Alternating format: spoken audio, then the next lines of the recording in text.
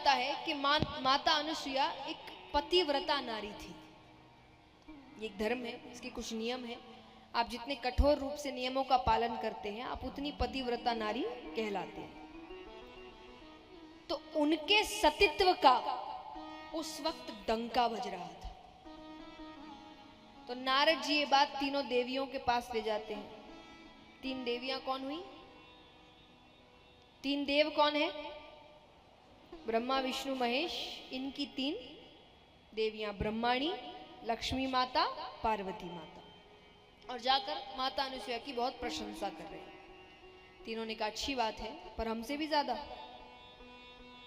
बोले अभी तो आपसे भी ज्यादा, भविष्य का नहीं पता। तीनों को बात अच्छी नहीं लगी। तो जब तीनों देव घर आते, उन्होंने कहा जाइए और माता अनुसुईया के सतीत्व को भंग कर आइए। अब समझाने को भगवान वहीं समझा सकते थे, पर कई बार बोलने से उतना असर नहीं होता जो करके दिखाने में होता है। तो भगवान को दिखाना है कि ये संभव नहीं है। तो तीनों साधु का रूप बनाकर जाते हैं। माता घर पर अकेली थी, तीनों ने आवाज लगाई भिक्षाम देही।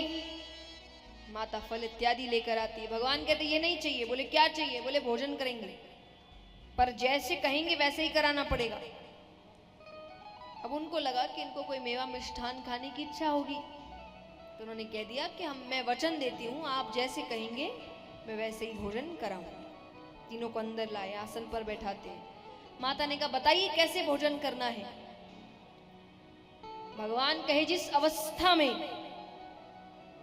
आप अपनी माता के गर्भ से निकली थी, हमें उसी अवस्था में भोजन कराइए। ये बात सुनकर तो उनको क्रोध आ गया। वो कहे आपको पता है मैं एक पतिव्रता नारी हूं, आपको ये बात कहते हुए डर नहीं लग रहा?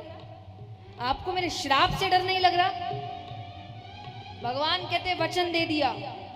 अब वचन पूरा करने के बाद श्राप देते हैं कि क्षमा कर देते हैं, तो आपकी दया पर निर्भर करता है। श्राप से भी नहीं डर रहे। तब माता को समझ आया ये साधारण साधु नहीं है, ये जरूर मेरी परीक्षा लेने आए हैं। माता ने कहा बैठिए, मैं तैयारी करती हूँ। वो जल लेकर आती है, हाथ में जल लेकर भगवान विष्णु का ध्यान कर रही है। उनको क्या पता वो सामने ही बैठे हैं। अब वो कहे अगर मैंने पतिव्रता धर्म का पालन किया है, नियमों का पालन किया है, तो ये जल छिड़कते ही ये तीनों साधु छोटे छोटे बालक बन जाए।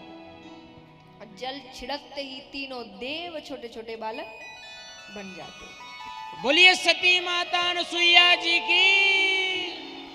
अब बालकों का भोजन है दूध, जिस अवस्था में कहा था उसी अवस्था में तीनों को भोजन करवा देती है। अब तीनों बच्चे खेल रहे हैं घर पे। अब बच्चे तो बच्चे वाली हरकतें कर रहे हैं, कोई रो रहा है, कोई सामान गिरा रहा है, कोई कुछ कर रहा है, और माता को बड़ी प्रसन्नता हो रही है दृश्य देखकर। जब तीनों देव जाने लगते हैं तो माता ने कहा कि मेरा मन तो नहीं भरा आपको खिला के। भगवान कहते मन तो हमारा भी नहीं भरा। तो तीनों देवों के अंश से माता को 3 पुत्र हुए। तो ब्रह्मा जी के अंश से हुए, ठाकुर जी के अंश से उनका छठा अवतार दत्तात्रेय भगवान हुए। तो ये भगवान का छठा अवतार।